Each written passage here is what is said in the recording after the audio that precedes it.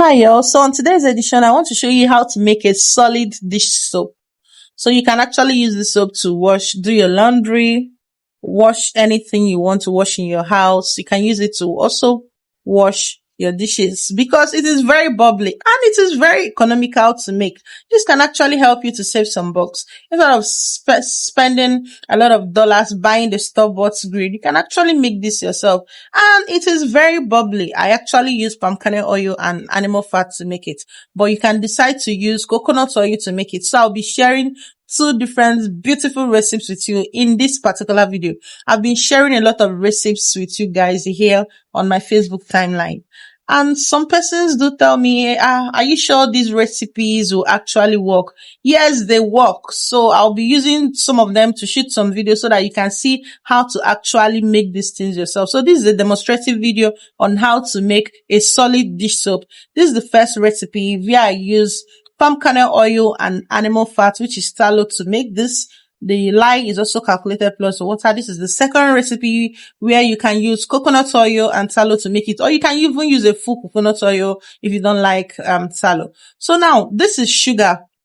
The sugar you use to actually bake, you use in the kitchen. Sugar can actually help your soap to be a little bit bubbly. I'm using about 30 grams of it and I diluted it with a little water. I actually discounted the water from the water I'll be using to dilute my lye. Just a little water just to make sure that the sugar is very, very dissolved.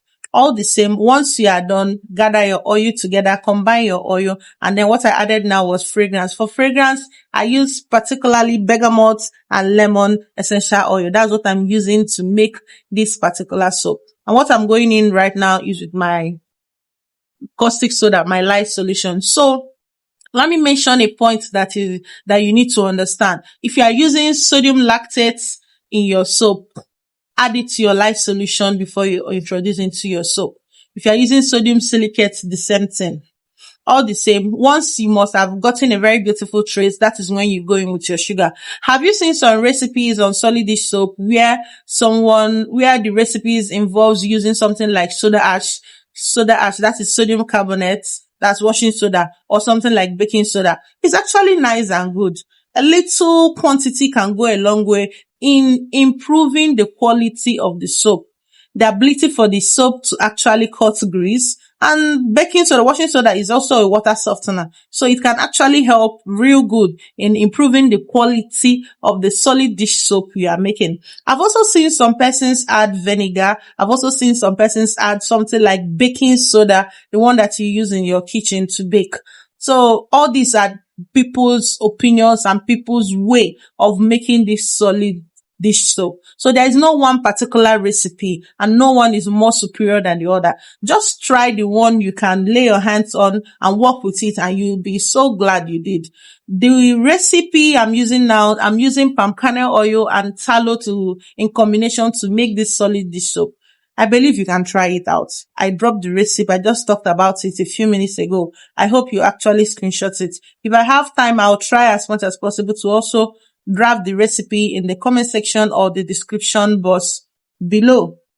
I hope you'll try this out. And once you do, and you post it on your social media, please do well to tag me in the comment section or tag me in the post so that I'll be able to see it and reshare it.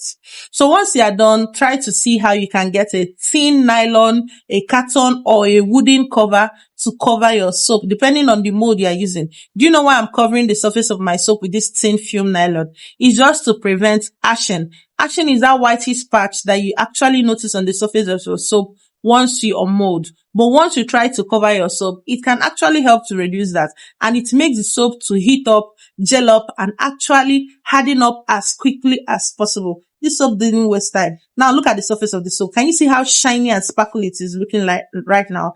It's just because of that, the fact that I covered the surface of the soap. Like I said, you can use a carton, you can use a wooden board, you can use anything at all, but just try to see how you can cover the surface of your soap, and then your soap will come out as perfect, as neat as possible. This soap was so beautiful, and it smells lovely too. It smells lovely. This soap came out so beautiful and so beautiful. I would want you to try your hands on some of the recipes I dropped with you here on my channel, either as a recipe card or as a full demonstrative videos. You actually love to. I don't know about you though, but whenever I produce things with myself, it actually fills me with this kind of joy and happiness that, oh God, I made this myself. I can actually save my family from purchasing this from the mall every day, so I can actually make this. And some women, you can also sell this. You can also turn it into a business. Make good. What I made here is good quality soap with good nice scents, and trust me, when you make this, you're going to love it. Look at how shiny it is, and it wouldn't affect your hand or peel your hands or any such, and it is very bubbly. People will love it and people will buy it from you. I hope you love my channel. I hope you are following me. I hope you have saved this video.